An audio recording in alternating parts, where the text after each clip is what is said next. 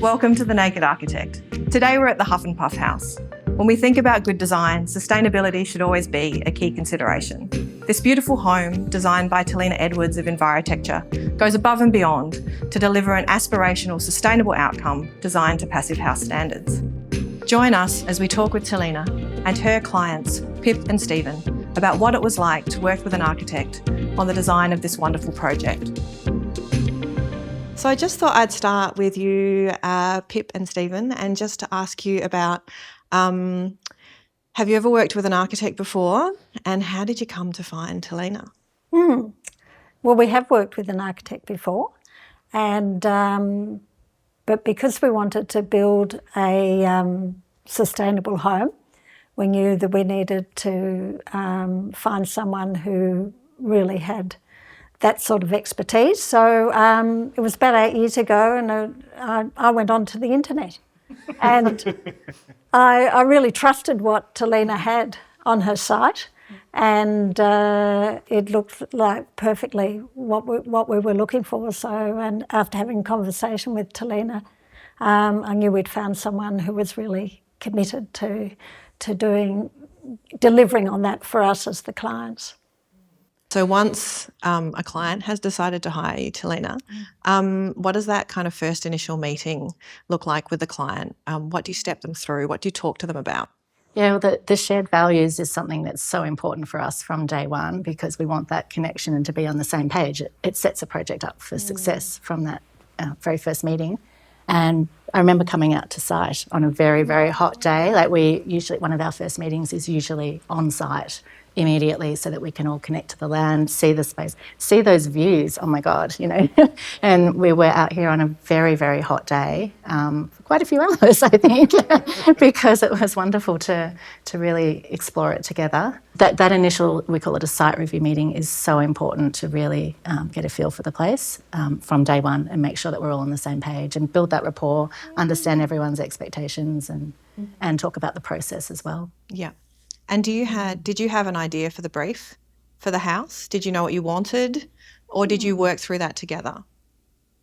We did. We wanted to have a house where we could have our children and friends come and stay. So we wanted to have a house we could live in, but also a house where guests could be here as well. They were the sort of functional requirements, but it was important to both Pip and me that it be sustainable. And so sustainability was a really, a key brief inspiration for the design, a key component, but that turned into something a little bit larger, didn't it? What was that, I suppose, and what was the process for reaching that? Yeah, well, I think sort of 8 years ago when we first started, and sustainability is such a broad term. And when we thought about what do we want, we wanted to build something that was compatible with the environment, using products, hopefully, that didn't impact the environment, sat well in a country area where there was potential for bushfires, those sorts of things. When Talina talked about finding out about the clients, I felt like when she came and met us, she was really trying to work out what do they want, and it was a real collaboration about doing that. And I think we weren't even sure about where to locate the house. And so we were wandering around the block and working all of those things out. Yeah, certainly with that initial site review, we're always looking at solar passive design. We want that beautiful winter sun to come in that you're seeing through the northern facing windows here. But the view there is up to the farmland behind, which is lovely. But as you will have noticed, there's 360-degree views here, and the horizon to the south is one of the most spectacular things, and also to see sunrises and sunsets. So it really was around how can we orientate the house on this site to maximise its thermal performance, so it's really comfortable all year round, but also maximise all those views. So with solar passive design, we can't have south-facing windows, or the idea is you have as little as possible because they lose so much heat. And we did a lot of thermal modelling to actually go, it's okay, we can have them, because at one point I think we had very few windows here at all. So we're so glad that our thermal modelling could prove that we could have this view. So there was this collaboration and working through how could it work on site from day one. But the project slipped up a notch when two things happened. First of all, Talina became certified passive house designer, and that was in, I think, 2019. And Talina also told us about a Reedsdale passive house which had used straw bales. We'd been keen to use straw bales because straw is about as good a sustainable product as you can have because it's completely worthless. I mean, mainly it comes from rye and other grains that have had the grain threshed out of it, and it's just burnt.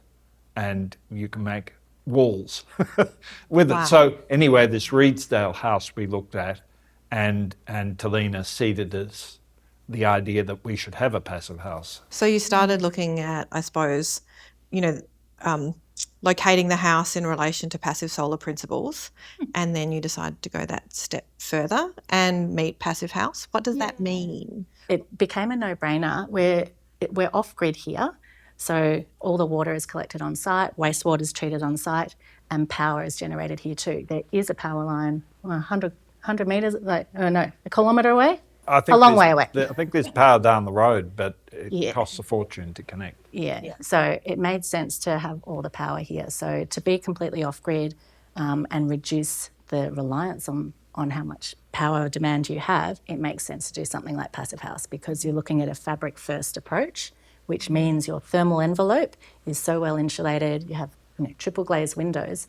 It means your heating and cooling is so low, you're saving a ton of power. So up to 80% or more less than a typical home that's built to the code. So it's pretty incredible. Like you've still got all your other electrical needs that have to be considered. So it's still a big solar system on the roof and a big batteries.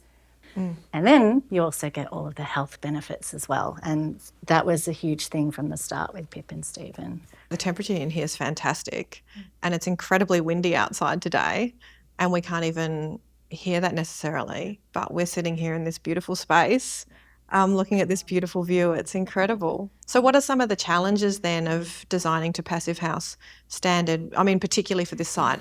Forfeiting having an open fire.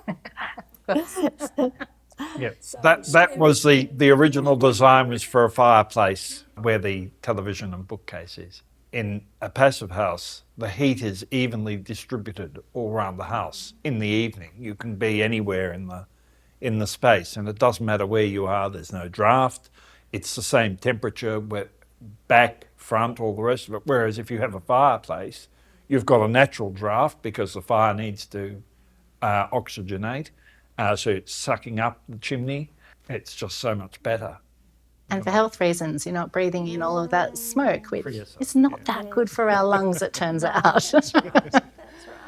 Or for the atmosphere either. But Yeah. Australians are still learning that if you trust this building science, the house is not going to need much heating. Like a tiny bit of air conditioning, via a split system is the most efficient way to do it. And a very small amount of heat will go on just to take the edge off on a really cold night. Shading is really important, and so that's still absolutely relevant. Night purge ventilation, also really important for keeping the house comfortable in really hot summer days. But otherwise, you've got your solar running the air conditioner. It's okay to put it on for a small amount of time because night purge only works if we're getting that diurnal temperature shift, meaning that it cools down in summer at night, and that doesn't always happen in a heat wave. So we're learning that there's better ways to do things with our homes, and that with passive house, one of the main things is air tightness. So we do get down to less than 0.6 air changes per hour, and that number might not mean much on its own, but a typical Australian house is often between 10 and 20 air changes per hour. So the entire volume of air inside the house is disappearing out through gaps and cracks and leaks and up chimneys or wherever that is.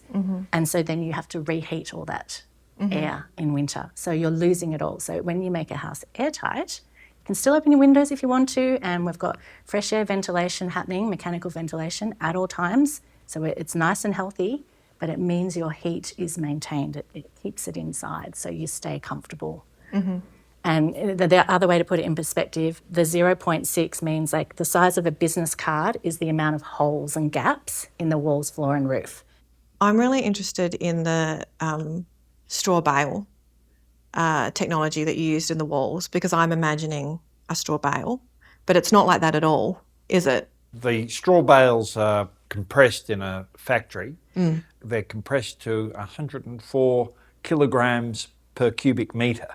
These straw bales were put into sit-up panels, so it had timber surrounds, and the big advantage of that is that when you're using straw, it does need to be compressed, and if you don't have it in sit-up panels but just have it tied down, which was the traditional way of building straw bale houses, you run the risk of just splitting the bale and therefore losing everything, losing your wall. The other advantage of the sit-up panels is that they're structurally what holds the ceiling and roof up. So the straw bales are insulation and they're also structural. Yeah, Yeah. so they are a Oh, type wow. of SIP or structurally insulated panel. It just happens to be, instead of like a polystyrene or something inside, it's straw. So They're like pieces of Lego. yeah. There was something like about 120 boxes, and they all came with their number on it, and the builder had to put the right box in the right spot. And what did the builder think? Well, that was an interesting challenge to find, some good builders, because we are quite remote here, and we did spend a bit of time trying to find people who would be the right fit. And thankfully we did find Hedges, who are a bigger company, commercial builders too. They work all over the countryside, really, well, all over the state, I mean.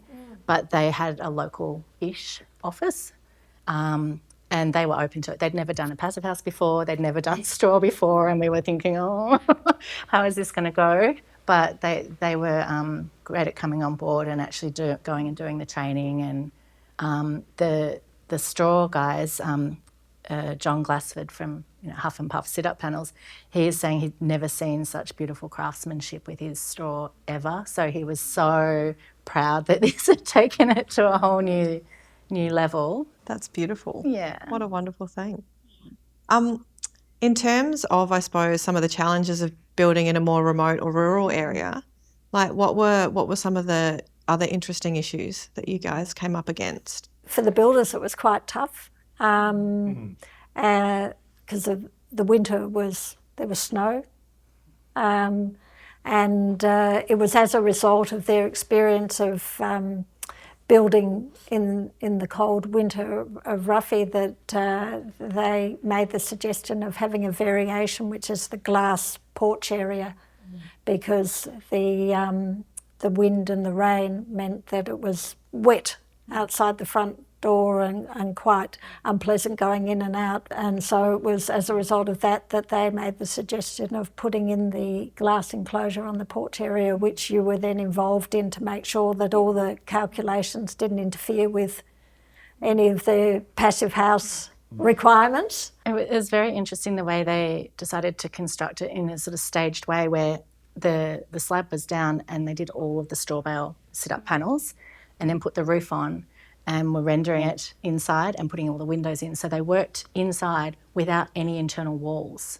for most of the build. So normally your internal walls are helping hold up the structure, but they didn't in this way. And it was sort of a different workflow, but it made a lot of sense. And I know from the builder's perspective, it was definitely challenging during those COVID times, but also to learn about airtightness. And I think the first blower door test didn't quite pass, because you do that in the middle of construction, you don't wait till the end. So they had to fix up the render and do a few things just to make sure that it was all lining up. And then by the end, when they did the final one, passed with flying colours, which was an incredible result. So this was the first one in Australia to achieve it by using the render as most of the airtight layer.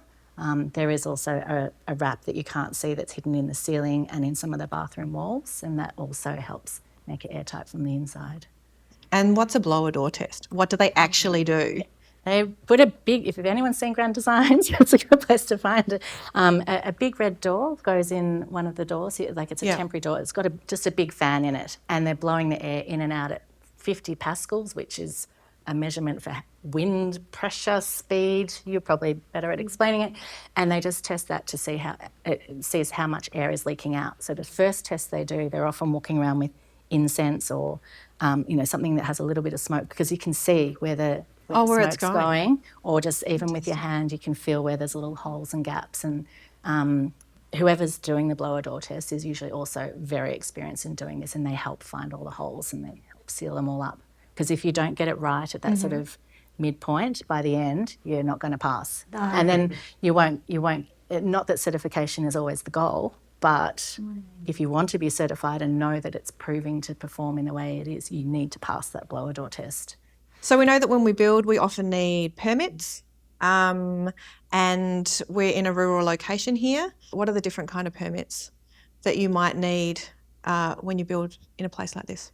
Well, because we've on 55 acres, you need to have a minimum of 100 acres in order to be able to build without having to have a farm management plan. And so we needed a farm management plan in order to satisfy the Shire that we were not going to waste good agricultural land. There's the bushfire attack levels that need to be looked at, but the house we wanted to build was going to have to pass any bushfire attack level with flying colours, otherwise I wasn't interested in it. With the straw bales themselves, they are considered to be fireproof depending on what you clad them with. So if it was render on the outside, that would also be considered okay in terms of a bushfire prone area, but we need a performance solution report to prove that.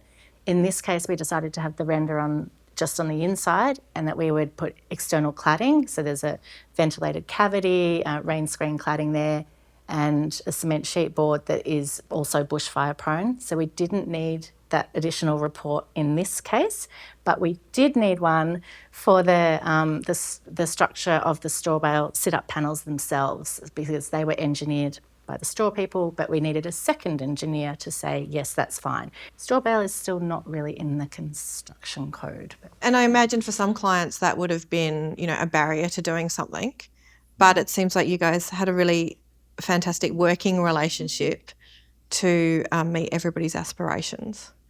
Yes, we didn't ever consider anything other than straw, did we? No, I don't think so. It wasn't really like straw was from the beginning. Yeah. So it's just like, what are the hoops we need to jump through? Let's jump through them. Because that's the thing with Talina, and because that's what we wanted. So she worked with that. Like sometimes people may want to impose, say, oh no, that's no good, you'll have to have something else. But we're really very keen on straw. We felt like it ticked a lot of boxes for us. So Talina said, right, we'll run with that. And so you've gone above and beyond essentially with Passive House and Passive House certification. Does that have, I suppose, immediate cost implications for the house? And, how comfortable were you with those cost implications? It does. Things like the extra engineering, I think that was cost something like $1,000 or just under $1,000. There's all the processing of the solar gain calculations that have to happen, which is an additional expense. And obviously the building works that are done to make it airtight is an additional expense. But all of these expenses are upfront expenses. Because we were going to be off-grid, it meant being a passive house meant we didn't need so many more solar panels, so much bigger battery, because the house runs more efficiently. So there's savings there. But the greatest saving, I think, is that because we're building a sustainable house, one that will stand the test of time, really all the upfront costs come back. You get repaid down the track year in, year out. When you look at it in those terms, the upfront costs are trivial. And I think, you can build to this level and know that it meets Passive House standards, but you don't need to go through certification. What does the certification process mean to you both? It's a consumer confidence thing. The passive house certification process, the builder has to take thousands of photos of everything that they've done. And the certification is there to satisfy the institute that the house is one that can be certified. So you've got that assurity that what is said to have been done has been done. And how long have you been in the house for now? Coming up for 2 years. And how does it feel? Oh, terrific. It's the comfort level, I think, which is quite exceptional. It's great, and, you know, the views and the atmosphere, and we're living in a beautiful place, a part of the world. So it's that combination, really. One of the reasons we got into Passive House was we were feeling really disillusioned with the NatHERS star rating system. So we'd run modelling on our houses, they'd get to 6, 7 star, you know, back then when it was still a 6 star, we go, great. And then the question was, how much heating will I need? Should I pay $50,000 for an underfloor heating system with heat pumps? And at the time, we couldn't answer those questions for our clients just using the star rating system, because we've since learnt that a 7-star home in Ballarat can use twice as much energy as a 7-star home in Sydney. And the star rating system isn't set up to be equitable in terms of your energy consumption. It's to make it cheaper to build it. But with Passive House, as you say, that doesn't happen because we've modelled it in it's a different way of running the thermal numbers, and we know that it will work the way it's intended, which is why we sort of have gone down this path for all of our projects now to do that thermal modelling. Even if they're not going to go for full certification, we can at least have those conversations around expectations, around how airtight it might be, how much heating or cooling that might need, and definitely having the ventilation system, because it's about health and comfort, and that was a big thing from the start too, our shared values around having a healthy building. Yep. Well, the builder hadn't been familiar with the mechanical heat recovery system that we've got until he put it in to this house. And they've said to us, they're not building another house that doesn't have it. It warms or cools the air depending on the difference between the outside temperature and the inside. How long did it take to build the house? Like, what was the construction period? 12 months. 11 months. Yeah. January 22 and we moved in December 22. Pretty good. And when you're on site, how often do you meet? How often did how often do you talk to Talina? We weren't engaged for running the contract administration during the construction process. I mean, it was at the end of lockdown, or 2021, it was on site, and so there was difficulty to get to site. But also, my office is 3 hours away, so we don't always do that with all of our projects. And we'd built that really good relationship with the builders during the sort of design and documentation process. So we were on call if we needed to be. Yeah. I think I came up 2 or 3 times we didn't actually talk to each other an awful lot during that time because there wasn't a need. We had our documents were there. The builders said that they had everything they need. They only contacted us a couple of times. They said it was all a good set of documents, very clear. So. We had those initial meetings, and Talina came with us when we met the builder, engaged the builder, and a couple of times, and otherwise we would just do an online call if we needed to follow up on anything or get her advice about anything. It's obviously a testament to working with good people, builders, architects, consultants, clients, because the result is really fantastic, and you've won lots of awards for it. Kind of interested in the Biophilic award that you won for the project. Maybe if you could explain what Biophilia is a little bit and what that award means to you, because it's one you're quite proud of. Yeah. Look, we see awards as an opportunity to advocate for what we believe in and our values and why we did the project. Biophilic design is about our love for nature, or our love for life, really. And so it's about connecting to the environment. And there's a whole misconception that if you build a passive house, it's airtight, and it is airtight, that's true. That bit's true, but there's a misconception that you are separate from the outdoors. And we wanted to also prove that that doesn't have to be the case. So biophilic design is also about your connection to the landscape, visually and physically. So all of these doors are big sliding, can all open up. But when the weather's nasty like today, we feel like we're part of the outdoors. You can see the weather rolling in, you can see the sun rising and setting, you can see the stars. It's about that connection to nature. It's about understanding the seasons as well. So at different times of the year, you can sit on this side of the house to be in the shade, or in winter you come onto this side of the house to be out in the sun. Also, it's about delighting the senses. So it's not just about visual things. And I think this is where we used to get icky about awards, because it's all about something just looking pretty. And a lot of architecture can be that, whereas for us, it has to be deeper than that. It has to feel good, it has to do good. And therefore, when you're trying to delight the senses, it's the textures and the beautiful render here and the timber ceiling, like all of this evokes nature, and that makes us feel better as human beings. It's beautiful. It works really well. Yeah. It's really great. I'm curious to know what each of your favourite places or parts of the building are. Stephen, did you want to? Oh, well, definitely our bedroom, because of the view out the window. It's just a wonderful view any time of day or night. Really, I mean, we never close the blinds at night because we can't bear the thought of not looking out and seeing the stars. Biophilia. Pip? I love the day bed. After lunch, sit there and have a read. Rosie joins me sometimes. And it's a real sun trap, and that was, a great addition. Yeah, to relax and read. And Talina, you don't live here, but what's your favourite part? I think my favourite thing about the project is seeing how happy Pip and Stephen are, but also watching it evolve and what's happening next. We're just doing a tour of the new orchard, and so I'm loving to see what comes next with the whole home. And it's been really lovely to see how many people have been fascinated by this project and want to learn from it and want to do better as well. So was very unexpected and not in the brief. No. We didn't put that part in the brief, I don't think, did we? no. Well, there are lots of things that happened that weren't in the brief. All the awards weren't in the brief. No.